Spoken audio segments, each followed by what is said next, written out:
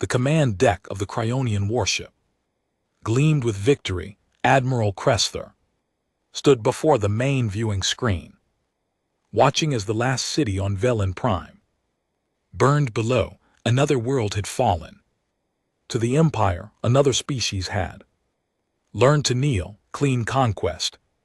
Admiral, his second officer, reported. Total casualties, 47 Cryonian soldiers. Enemy casualties, approximately 4 million. The remaining Velani population is ready for processing. Kressler nodded. This was the 400th world to fall in 200 cycles of expansion. The Cryonian Empire had perfected the art of conquest, superior weapons, stronger ships, and the will to use them without mercy. It was a simple formula that never failed. Excellent work. Begin resource extraction immediately. Kressler turned from the screen. What is our next target? The communications officer stepped forward, holding a data tablet. High Command has selected a new world, Admiral. It is called Earth, a primitive planet in the outer spiral arm. Primitive. Kressler took the tablet and reviewed the information. Chemical rockets, nuclear weapons. They barely have a presence in their own star system. He laughed, a harsh sound. This will take less than a day cycle, Admiral, the communications officer said carefully. There is something strange. We have received multiple warnings about this planet. Kressler looked up, his eyes narrowing. Warnings from whom? 3 sources, sir. First, from survivors who fled before we took their world. Second, from the Trader Guild. Third, from an old automated beacon near the Earth system. And what do these warnings say? The officer activated a hologram.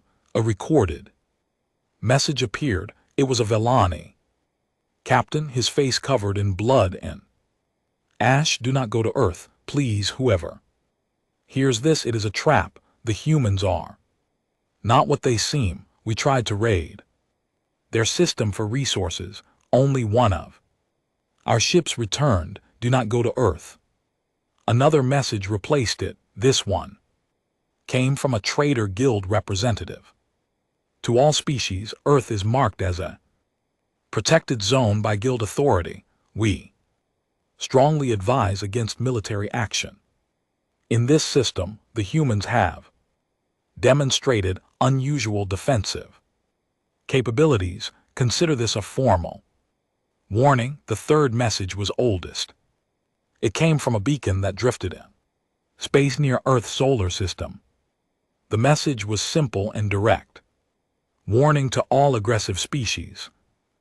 World ahead is called Earth. Its inhabitants are dangerous. They do not fight as others fight. Turn back. This is not a conquest. It is a trap. Kressler stared at the messages for a long moment. Then he began to laugh. His officers joined him, the sound filling the command deck. A trap. Kressler deleted the messages with a wave of his hand. We have conquered 400 worlds. We have destroyed species with technology far beyond these humans, and we are supposed to fear creatures who still use chemical fuel. The Velani were weak. His weapons officer added. They probably attacked poorly and blamed the humans for their own failure. And the Trader Guild, another officer, suggested, they want to keep Earth for themselves. They want the resources without competition. Exactly, Kressler agreed. These warnings are nothing. Fear from the weak, greed from merchants, and an old beacon, probably left by some long-dead species who lost a single battle and ran away. He pulled up the data on Earth. Again, the planet was beautiful, covered in blue water and green land. The images showed cities, but they were small compared to Credonian megastructures. The military data showed nuclear Weapons, yes, but the delivery systems were crude. Their space navy consisted of a few satellites and some basic orbital platforms. High Command wants this conquest to be quick, Cresser announced. The Empire needs a morale victory after the Veltani resistance lasted longer than expected. Earth will provide that victory. We will show the galaxy that the Cryonian Empire fears nothing. How large a fleet should we send, Admiral Cresser considered? For a normal conquest of a primitive world, 10 warships would be enough, but these warnings, foolish as they were, had spread through the military channels. Some soldiers might hesitate. Better to make this overwhelming. 50 warships, he decided. We will turn their entire planet into glass if they resist. We will make an example of Earth that the whole galaxy will see. The crew cheered. 50 warships represented enormous firepower. No primitive world could stand against such force. Conquest would be glorious and quick. Set course for Earth, Cresser commanded. Maximum speed. I want to be celebrating our victory before the next cycle begins. The great Conian fleet turned in space. 50 massive warships, each one capable of destroying cities from orbit. Their shields could withstand nuclear attacks. Their weapons could pierce any armor known to the galaxy. They had never lost a battle, never failed a conquest. As the fleet entered faster than light travel, no one noticed a small ship hiding in the shadow of Velen Prime's moon. It was not Cryonian. It was not Velani. Its design was unknown to the Empire's databases. Inside the ship, a single figure watched the Cryonian fleet disappear into the stars. The figure wore a simple uniform with a patch on the shoulder. The patch showed a blue and green planet, Earth. The figure touched a communication device. Observer Station 7 to Earth Command. The Credonians are coming. They ignored all warnings. Fleet size 50 warships. Estimated arrival 14 Earth days. A voice responded from across the galaxy. Understood, Observer 7. Proceed to the next position. It is time to activate the contingency plans. They were warned. They chose not to listen. The figure nodded and began plotting a course. They always choose not to listen. That is why the trap works. The small ship vanished into the darkness of space, leaving the burning world of Velen Prime behind. The Conians thought they had conquered it completely. They did not know that 3 human observers had been watching the entire battle, taking notes, recording tactics, and sending everything back to Earth. The Cryonians had 50 warships, superior technology, and 200 years of conquest experience. Earth had something different. Earth had 14 days of preparation and the knowledge that the enemy was coming exactly as predicted. The trap was ready. The Credonians were on their way, and somewhere in the depths of space, that old automated beacon continued to broadcast its warning to anyone who would listen. Do not go to Earth. It is a trap. But the Credonians were already gone, racing toward a planet that looked weak and primitive, a planet that had been waiting for them for a very long time. The Credonian fleet emerged from faster than light travel at the edge of Earth's solar system. Admiral Cresser stood on his command deck, expecting to see chaos. Primitive worlds usually panicked. When a war fleet arrived, they sent desperate messages begging for mercy or made foolish threats they could not back up. Earth did neither. Admiral, we are receiving a transmission from the planet. The communications officer Reported, it is being broadcast on all frequencies in our language, put it. Through Cresser ordered, a human appeared on the screen. She was a woman, with dark hair, wearing a simple military uniform. She looked directly at the camera with calm eyes. I am Secretary General Kim Mino of the United Earth Government. We have been expecting you, Admiral Cresser. We received your fleet signature 14 days ago. We know why you are here. Cresser felt a small surprise. The humans had detected them early and knew his name. Still, detection meant nothing without the power to act. Then you know you must surrender immediately. The Credonian Empire does not accept resistance. Mio smiled slightly. We are not surrendering, Admiral. We are also not your enemy unless you make us one. Turn your fleet around. Leave our system. This is your only warning. The command deck erupted in laughter. The weapons officer called out, Admiral, their orbital defenses are minimal. We count only 47 satellites with weapons capability. Their ground forces use chemical explosives. They are helpless.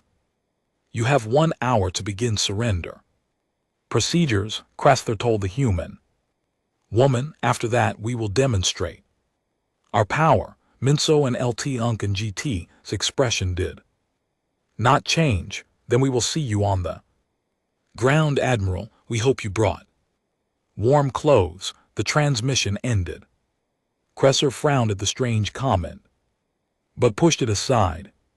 Deploy landing forces. 3 sites. Their northern continent called North America, their equatorial forest region, and their largest desert. We will establish submission zones and work from there.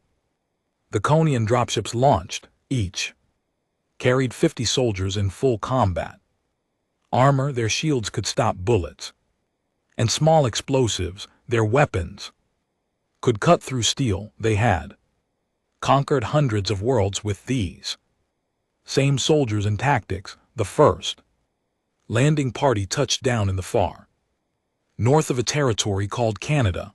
The leader, Commander Thexic, expected immediate resistance. Instead, he found only snow and empty land. Spread out, he ordered. Locate the nearest settlement. The temperature reading on his suit display caught his attention. It showed -40 degrees. His suit heating system activated automatically. Command, the environmental conditions here are extreme. Our armor heating systems are consuming power at 3 times the normal rate. From orbit, Cresser responded. Adapt and continue. Humans survive in those conditions. You can too. Thexic led his soldiers forward. Through the deep snow, the white landscape stretched endlessly in all directions. Then suddenly his point soldier disappeared. One moment he was there, the next he had fallen through the ice into freezing water below. Pull him out, Thex shouted. 2 soldiers rushed forward. The ice cracked under their weight and they fell through as well. The freezing water shorted out their heating systems immediately. Their armor, designed for climate-controlled battles, became a frozen tomb.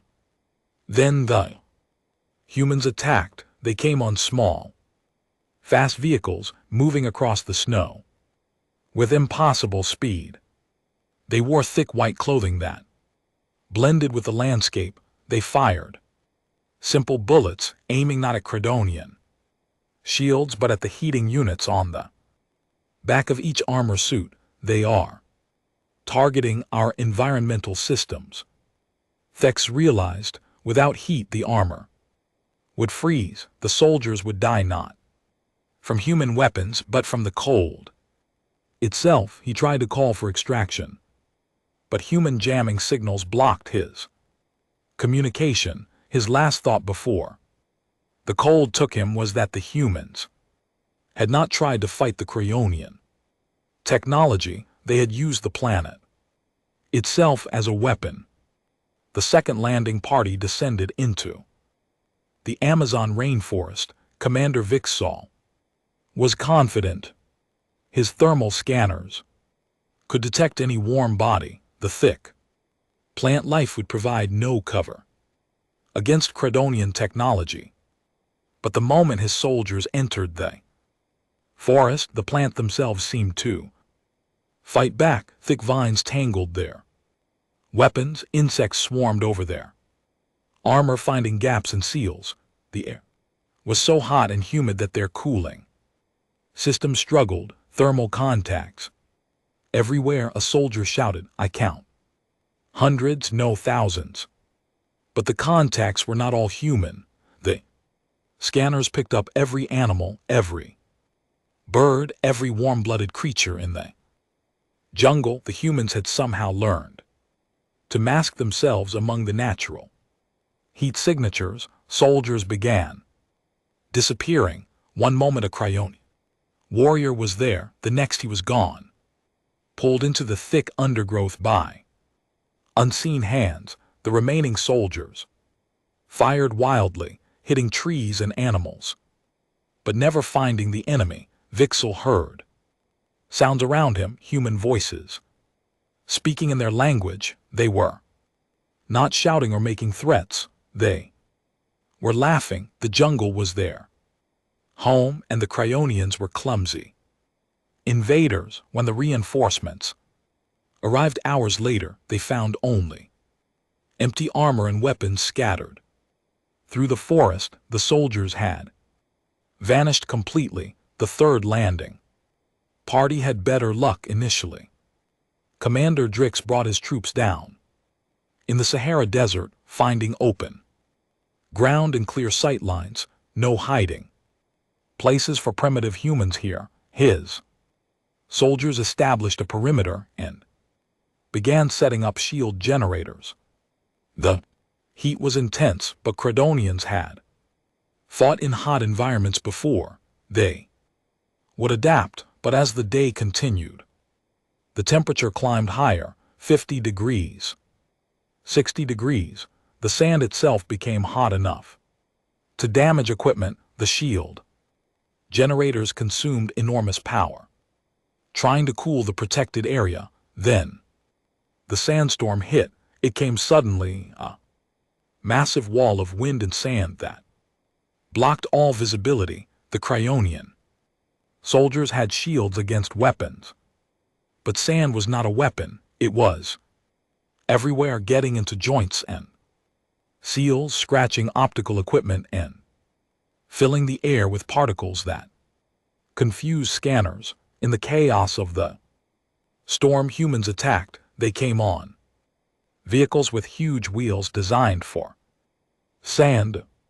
They wore simple cloth over their faces and knew exactly how to move in the storm. They fired weapons, but more importantly, they threw simple explosives that knocked over the shield generators. A young Korean soldier named Gi Woo led the attack. He had grown up learning about military history and had studied every tactic humans had ever used. He knew the Conians had better technology, but technology needed power, needed visibility, and needed the right environment to work. The desert was not the right environment. When the sandstorm finally cleared, Drolex counted his losses: 30 soldiers dead or missing, equipment damaged, shield generators destroyed, and all from humans using wind and sand as weapons. From orbit, Admiral Cressler watched his 3 landing parties struggle. This was not how conquests were supposed to go. The humans were not fighting with advanced weapons. They were using the planet itself against his soldiers. "Admiral," his tactical officer said quietly, "every landing site was chosen by us based on strategic value, but the humans seem to have predicted our Choices, each site had a natural disadvantage we did not consider. Cresser felt anger rising. Then we will adapt. Call for reinforcements. Send 200 more warships. We will show these humans that the Credonian Empire does not accept defeat. As he sent the message, he did not notice that Jiu and his team had captured several pieces of Credonian equipment intact. They were already loading it onto trucks, taking it to hidden facilities where human scientists waited to study it. Earth had not tried to destroy the Cryonian technology. They had tried to capture it. The trap was working exactly as planned. 200 Conian warships emerged from faster than light travel around Earth. Admiral Cresser felt satisfaction as he watched them take positions. This was real power. This was the force that had conquered half the galaxy. No primitive world could stand against this. Begin orbital bombardment, he ordered. Target their military bases, their command centers, and their industrial facilities. Show them the price of resistance. The warships opened fire. Beams of energy lanced down from orbit, striking military installations across Earth. Bases exploded. Command bunkers collapsed. Factories burned. It was devastation on a massive scale, but the humans did not surrender. Instead, they did something unexpected. They started moving. Admiral, we're tracking thousands of small spacecraft launching from the planet, the sensor officer reported. They appear to be civilian satellites. Old rocket stages, space debris. Cresser looked at the scanner display. The objects were tiny, most no bigger than a personal vehicle. Many appeared to be decades old, leftover junk from early human space exploration. Ignore them. Focus on military targets. Sir, the objects are not moving in natural orbits. They have thrust capability. They are maneuvering. Cresser watched as thousands of pieces of supposed space junk suddenly came to life. Each one had small thrusters attached, pushing them into new trajectories. They were not moving randomly. They were converging on the Cryonian fleet. Evasive action, he shouted, but it was too late. The first object struck the shields of his warships. They were moving at incredible speeds, hitting with tremendous force. Individually, each piece of debris was harmless, but there were thousands of them striking from every direction. Shields absorbed the first impacts easily, but the debris kept coming. Old satellites, dead rocket boosters, even what appeared to be pieces of ancient space stations. All of them had been equipped with guidance systems and thrusters, all of them aimed at the Cryonian ships. Shields at 70%, the defensive officer called out. 60%, sir, there are too many objects. We cannot target them all. Cresser realized the terrible truth. The humans had been launching objects into space for decades. They had left what everyone thought was trash in orbit around their planet, but it was not trash. It was a minefield waiting to be activated, and the humans had been tracking every single piece, plotting trajectories, preparing for this exact moment. Deploy point defense systems. Destroy those objects. The Cryonian warships fired thousands of small laser bursts, destroying the incoming debris. But for every piece they destroyed, two more took its place. The humans had turned decades of their own pollution into a weapon. Then the real attack began. From hidden facilities on Earth's surface and moon, missiles launched. These were not the primitive chemical rockets the Cryonians expected. These missiles were fast, guided by sophisticated computers, and they came in swarms. Commander Min Jun watched from a bunker deep underground in Korea. He had been a military engineer before the invasion. Now he was part of Earth's defense coordination. The screen in front of him showed the orbital battle. Wave 2 missiles away, his assistant reported. Wave 3 preparing to launch. Jun nodded. The missiles were based on old technology, yes, but the humans had learned something important about Credonian sensors. The aliens were designed to detect advanced threats.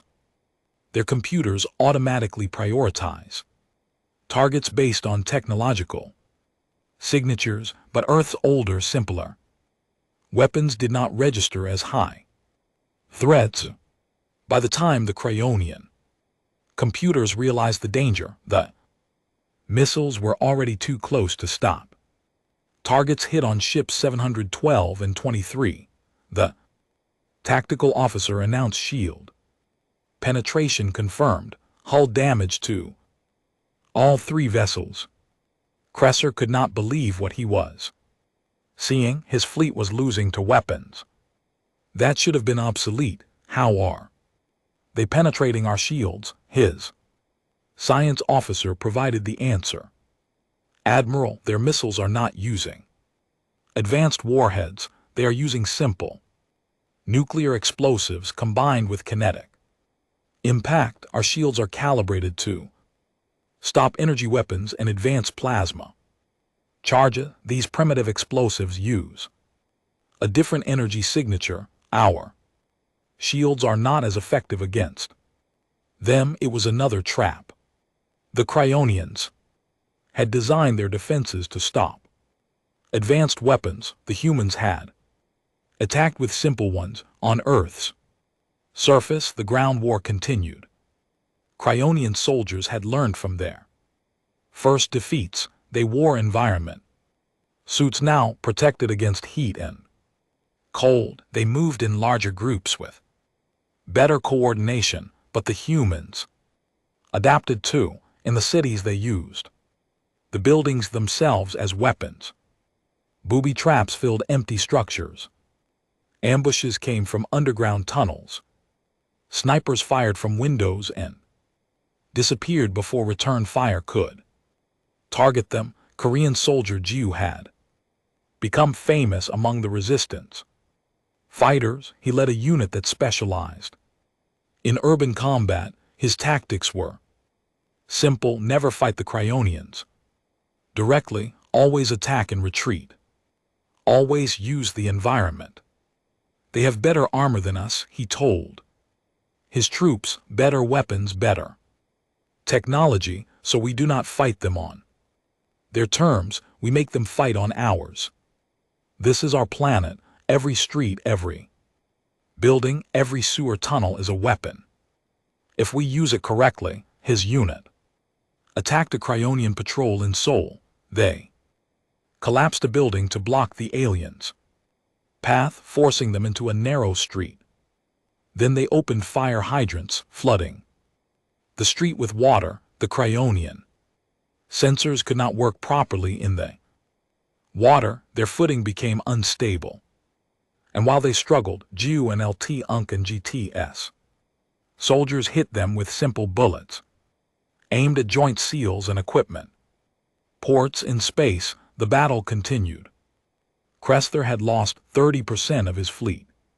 The remaining ships were damaged and low on power. The shield generators had consumed enormous energy, blocking the constant debris impacts. The point defense systems were overheating from constant use. Admiral, we need to withdraw and regroup, his second officer advised. Our ships cannot sustain this level of combat. Cresser wanted to refuse. The Credonian Empire did not retreat, but he also could not lose the entire fleet. Pull back to defensive positions. Call for reinforcements from high command. Tell them we need the battle fleet, all of it, as the Cronian ships move to higher orbits away from the debris field. Minjun smiled in his underground bunker. The first phase had worked. The Cryonians had committed more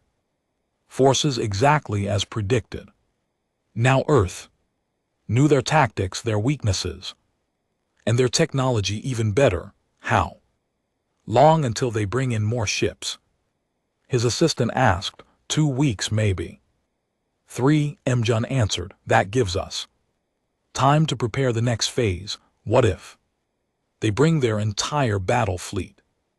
500 ships. Min Jun pulled up a star chart on his display. It showed the solar system, but with markers extending far beyond Earth, markers on asteroids, on moons, on seemingly empty patches of space. Then they will learn that Earth's trap is much bigger than they think. We have been preparing for this for 50 years. Every warning we sent them was honest. We told them not to come. We told them it was a trap. He zoomed in on one marker near the asteroid belt. It showed a large rock with hidden modifications. They chose not to listen, so now they will see what happens when humans have time to prepare, when humans can use an entire solar system as a weapon.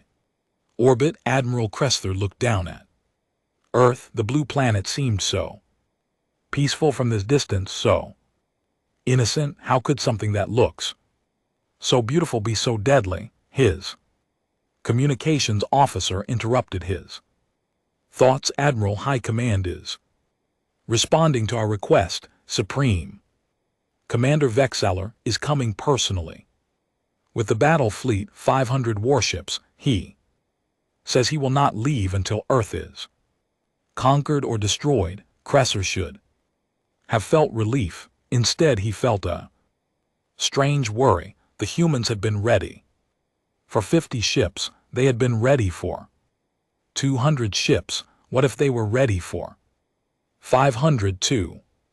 He looked at the debris field, still floating around Earth, thousands of pieces of metal and technology, each one carefully tracked and aimed by human computers. It was brilliant and terrifying. The humans had turned their own trash into a weapon. What else had they turned into weapons? What other traps were waiting? The old beacon's message echoed in his memory. Do not go to Earth. It is a trap. He finally understood. The trap was not a single ambush. The entire planet was a trap. The entire solar system was a trap, and the Conians had walked right into it.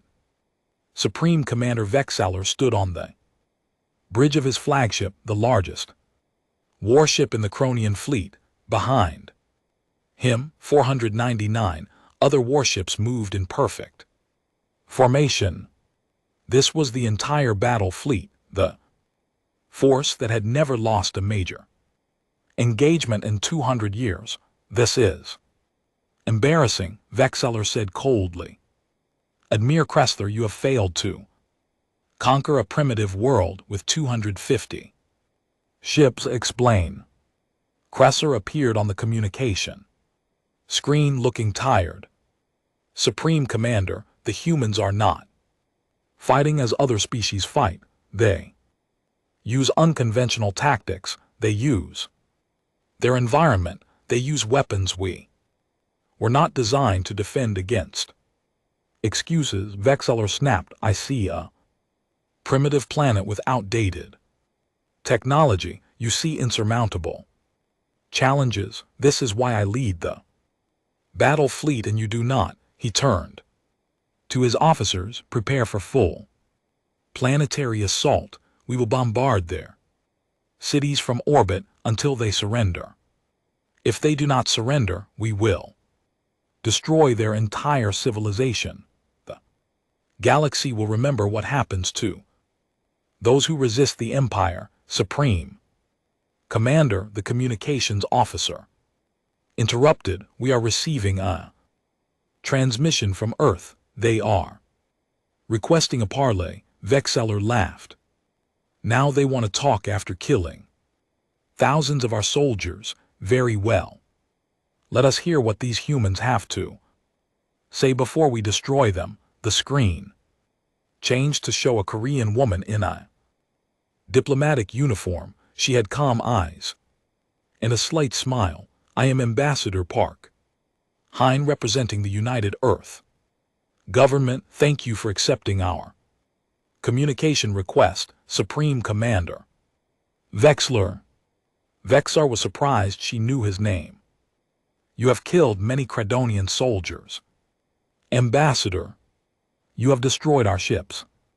And now you want to negotiate surrender. Terms, no. Hedgen said simply, we want to offer you one final chance to leave peacefully. Your empire has conquered 400 worlds. We know this. We have studied your tactics, your technology, and your culture for 50 years. Impossible. Vexeller said, we only discovered Earth 3 weeks ago. Yejin smiled wider. No. Supreme Commander, we discovered you 50 years ago. We detected your communications, studied your language, and learned everything we could about the Cronian Empire. We knew you would come eventually. We have been preparing for this meeting for half a century. She touched something off-screen and new images appeared. Files upon files of Cronian military data, ship designs, weapon specifications, battle tactics, even personal information about Cryonian commanders. Everything was there, organized and detailed. Vexeller felt cold shock run through him. How did you obtain this information? We listened. Hagen explained. Your empire uses powerful communication signal. They travel far through space. We have been listening for decades. You conquered worlds, and we learned from watching. We saw how you fight. We saw your strengths and your weaknesses, and we prepared. Then you know you cannot win, Vexar said, recovering his confidence. You know our firepower. You know what 500 warships can do to a planet. Yes, we know, Yajin agreed. Which is why we ask again, please leave. We do not want to destroy your fleet. We do not want more Credonian soldiers to die, but if you continue this attack, we will defend ourselves. Vexeller had heard enough. This human woman was trying to intimidate him with stolen information and false confidence. You have 1 hour to surrender completely. After that, your cities burn. He cut the transmission. All ships prepare for orbital bombardment. I want this. Planet surface turned to Supreme Commander. The sensor officer shouted. We are detecting movement throughout the system. Multiple large objects are changing trajectory.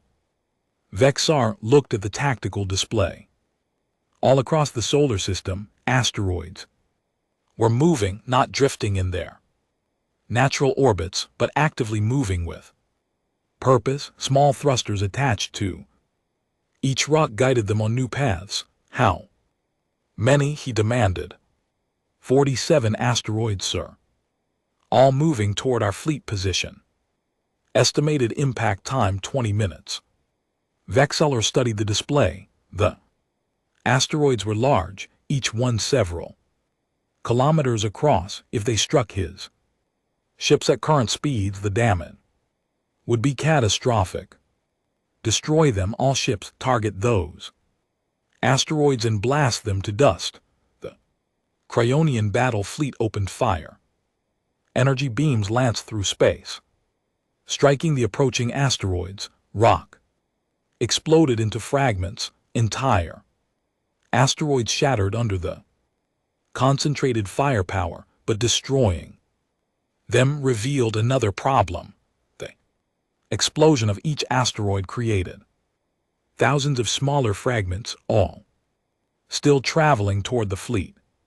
And hidden inside several asteroids were nuclear devices that detonated when the rocks were destroyed, creating massive explosions that pushed debris in all directions.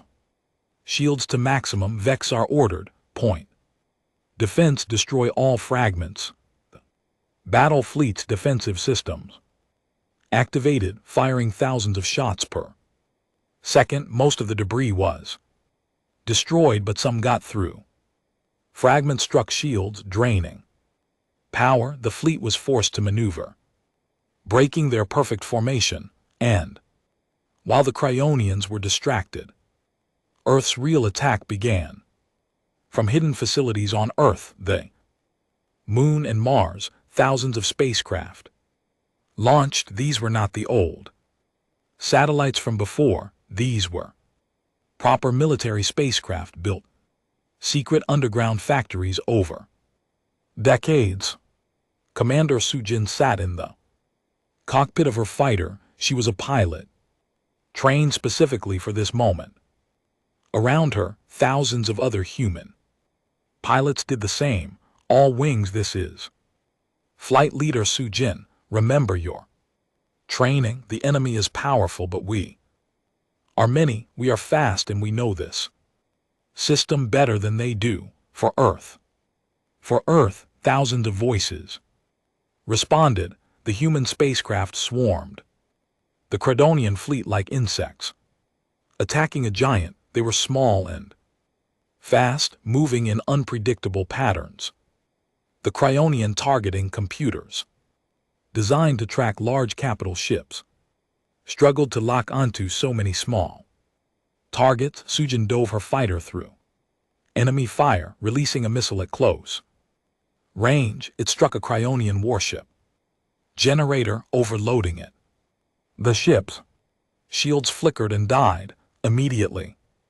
3 more human fighters hit the same ship with conventional explosives, punching through the hull. Target there. Generators. Sujin called out, work in teams, overload the shields, then hit them with everything. It was tactics borrowed from ancient human naval warfare. Overwhelm the defenses, then strike the hull. Simple but effective. Vexler watched in growing horror as his battle fleet, the pride of the Cryonian Empire, was being torn apart by small spacecraft and clever tactics. How many ships do they have? Sensor count is over 5,000 individual craft. Sir, they just keep coming. 5,000 spacecraft. Earth had built an entire fleet in secret while appearing to be primitive and helpless. It was all a deception, a trap. All ships tactical withdrawal. Vexilrar ordered, pull back to defensive positions, but the human fighters followed, harassing the retreat. More asteroids appeared on sensors, these coming from different angles. The Cryonians had to divide their fire between the fighters and the asteroids, weakening their response to both. In 3 hours of battle, Vexar lost 200 ships, 40% of the battle fleet. It was the worst defeat in Credonian history. Supreme Commander, we must retreat, his second officer urged. We cannot win this engagement. Vexler stared at the tactical display. The humans had not just prepared a defense.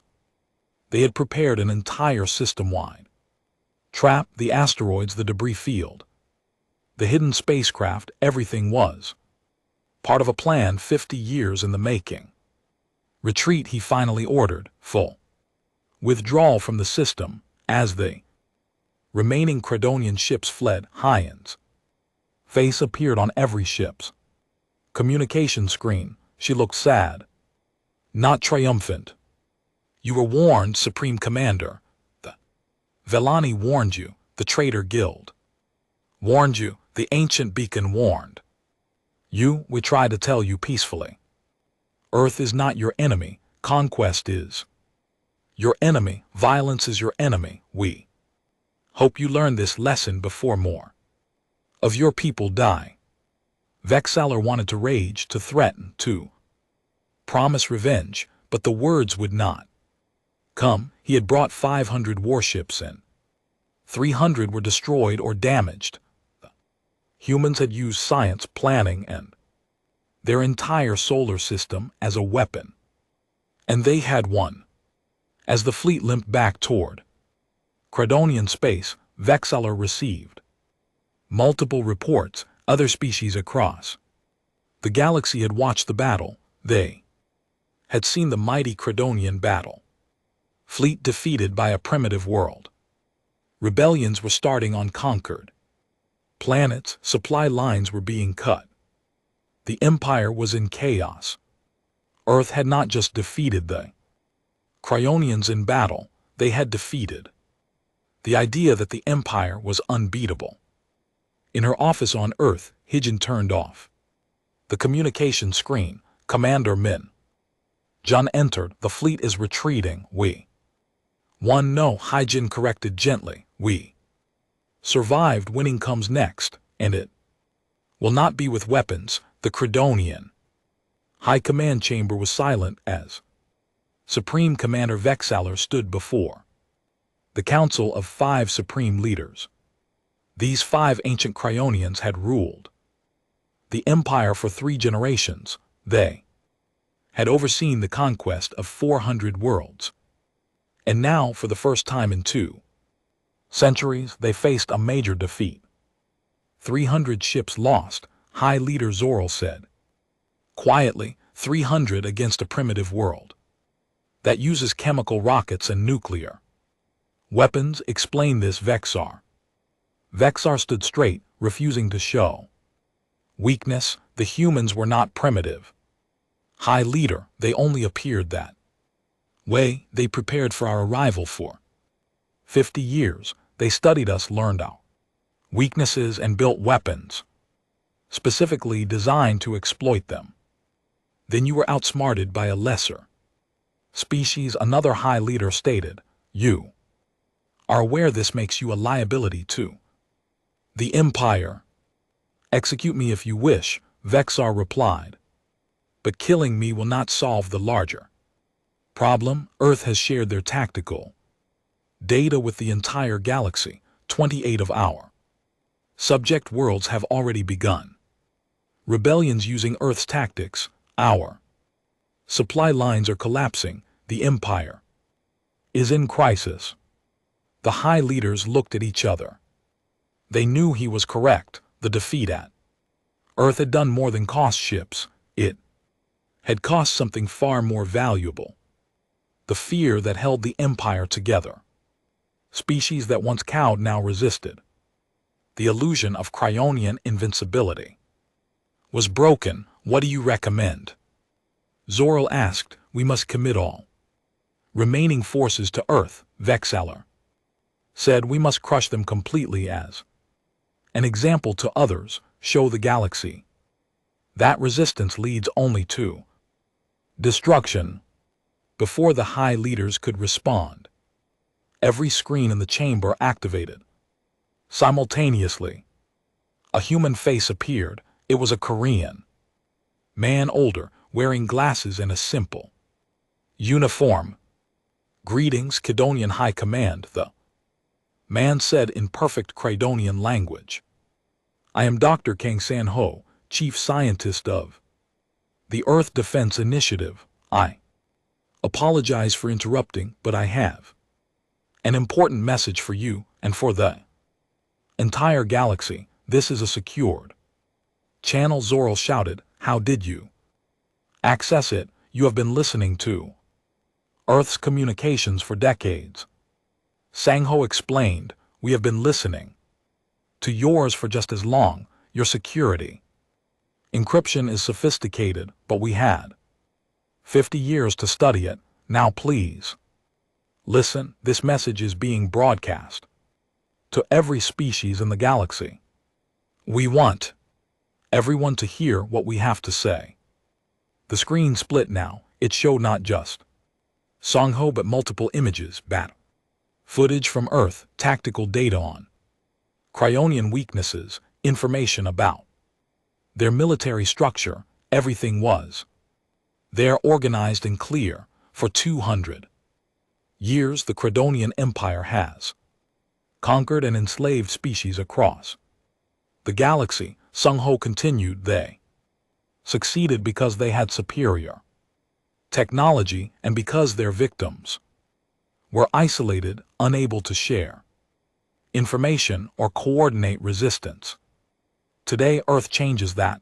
New images appeared, technical diagrams showing how to defeat Credonian shields using simple kinetic weapons, tactical information about how to use environment and terrain against their soldiers, biological data showing Cryonian vulnerabilities to certain bacteria and viruses found on many planets. We are sharing all of this information freely with any species that wants it. Sun Ho said, we are offering alliance and friendship to all who seek peace. We are also offering military training and coordination to any world fighting Credonian oppression. You are not alone anymore. Earth stands with you. Vexler watched the broadcast with growing horror. This was not just a military defeat. This was the complete dismantling of the Empire's power structure. The humans were giving away the secrets of how to resist freely and openly. But Sung Ho was not finished. The images changed again, showing different content: human, music, art, literature, and culture. But we offer more than military tactics, he said softly. We offer hope for a different future. The Cryonian Empire believes strength comes from conquest. We believe strength comes from cooperation. We invite all species, even Cryonians, to join us in building a galactic community based on mutual respect and shared knowledge. Broadcast ended. The screens went dark.